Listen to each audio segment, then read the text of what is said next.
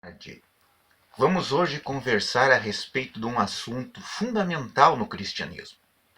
Um assunto que é o tema central do Evangelho do Senhor Jesus, de Yeshua, e que faz parte tanto do Antigo como do Novo Testamento, mas está evidenciado lá no livro de João, capítulo 3, que é o novo nascimento, ou regeneração humana, entendido por muitos como regeneração, como uma nova criatura.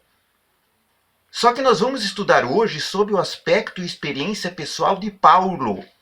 Como Paulo ensina e como Paulo viveu essa regeneração. Se isso é uma experiência única, a regeneração se dá num momento estanque, num momento único, de uma vez por todas, ou é um processo que começa a partir do arrependimento, a partir da reflexão e se aperfeiçoa por toda a vida do sujeito. Paulo toca exatamente nesse assunto, por isso que vamos estudar esse apóstolo. Porque ao contrário dos outros discípulos de Cristo que exortam o arrependimento, exortam a conversão, a necessidade de conversão, a necessidade da nova vida, Paulo, ele na carta aos Romanos, ele demonstrou como ele se sente após a conversão. Quais são as dificuldades que ele enfrentou após a conversão. E isso vem ao encontro justamente do ensino pregado nos dias de hoje, da palavra aplicada na modernidade. Vamos ler o capítulo 4 de Efésios, versos 17 a 24 inicialmente. Paulo diz assim aos Efésios, aos cristãos de Éfeso, na carta aos Efésios. Efésios 4, versos 17. Isto, portanto, digo, e no Senhor testifico, que não mais andeis como também andam os gentios, na vaidade dos seus próprios pensamentos. Obscurecidos de entendimento, alheios à vida de Deus, por causa de ignorância em que vivem pela dureza do seu coração. Os quais, tendo se tornado insensíveis, se entregam à dissolução para com avidez cometerem toda sorte de impureza. Mas não foi assim que aprendestes a Cristo, se é que de fato tendes ouvido e nele fostes instruído, segundo é a verdade em Jesus. No sentido de que, quanto ao trato passado, vos despojeis do velho homem, ou seja, é necessário renascer, nascer de novo, como disse Cristo a Nicodemos, vos despojeis do velho homem, que se corrompe segundo as concupiscências do engano, que é a natureza de Adão, a natureza pecaminosa. E vos renoveis no espírito do vosso entendimento, e vos revistais do novo homem, ou seja, a regeneração do indivíduo após aceitar a Cristo. E vos revistais do novo homem, criado segundo Deus, em justiça e retidão, precedentes da verdade. Isso está em Efésios capítulo 4, versos 17 a 24. Vamos prosseguir no verso 25. Por isso, atenção, deixando a mentira, fale cada um a verdade com seu próximo, porque somos membros uns dos outros.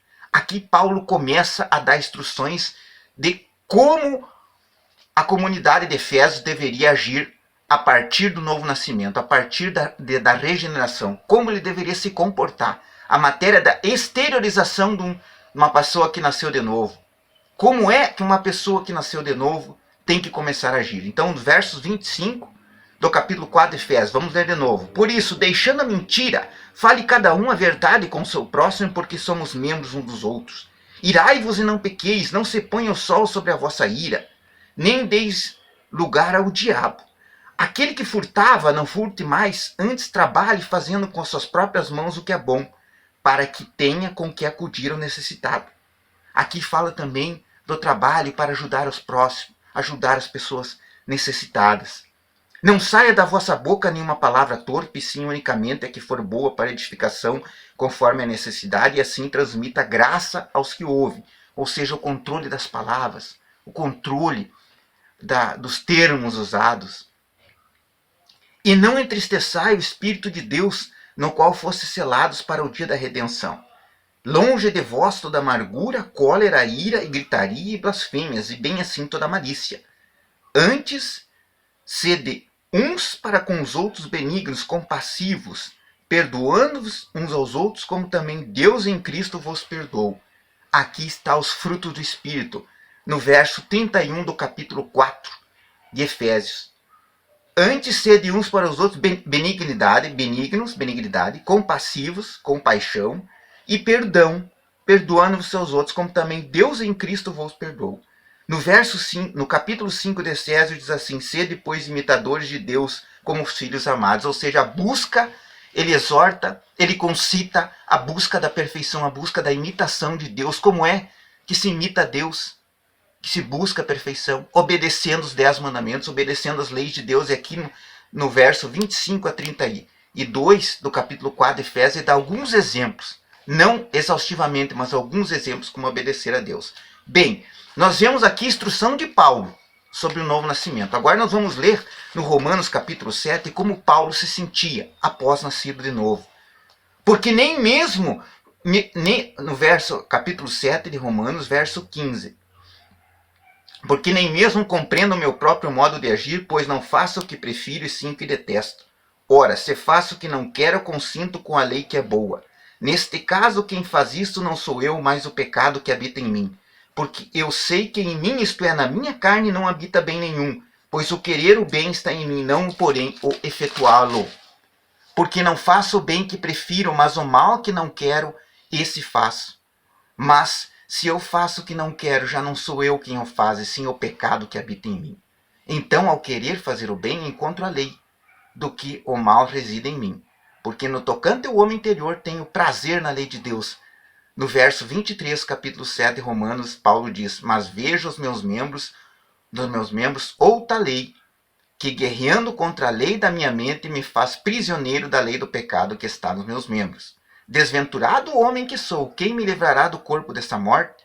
Graças a Deus por Jesus Cristo, nosso Senhor, de maneira que eu, de mim mesmo, com a mente sou escravo da lei de Deus, mas segundo a carne, da lei do pecado. Ou seja, Paulo nasceu de novo, ele dá o testemunho do Novo Testamento, regeneração, mas ainda assim ele está enfrentando o pecado, ele está lutando contra o pecado diuturnamente. É uma luta espiritual entre o espírito e a carne.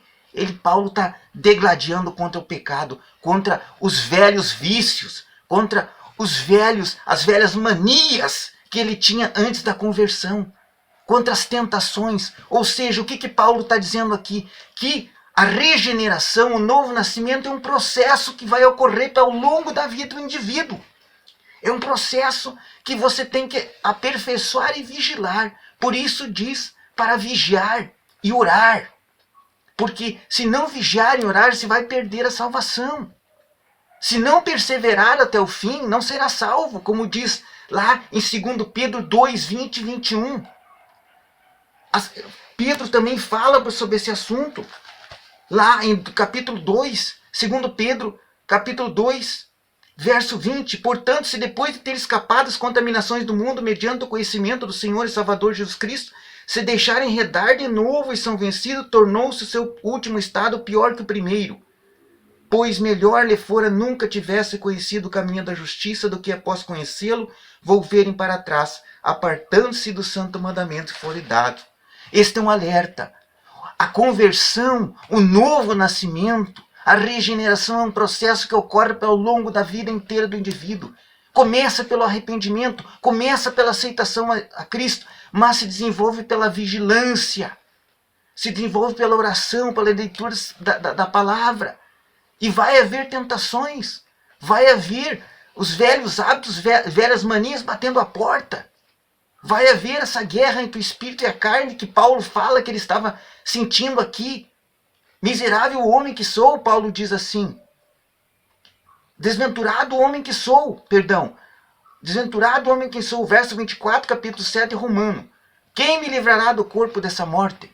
Então Paulo estava sofrendo essas agruras, da tentativa, da tentação do pecado. Então é isso que o cristão deve estar atento. A conversão é um processo que se envolve ao longo da vida do indivíduo, vai permanecer a vida toda. Por isso tem que se orar e tem que perseverar na fé e na lei de Deus, nos mandamentos de Deus, na obediência a Deus, orando e perseverando e sabendo que nós temos a promessa de vida eterna dada por Jesus Cristo. Vamos orar, vamos perseverar na fé e ser vigilantes para manter a promessa de Jesus Cristo de salvação.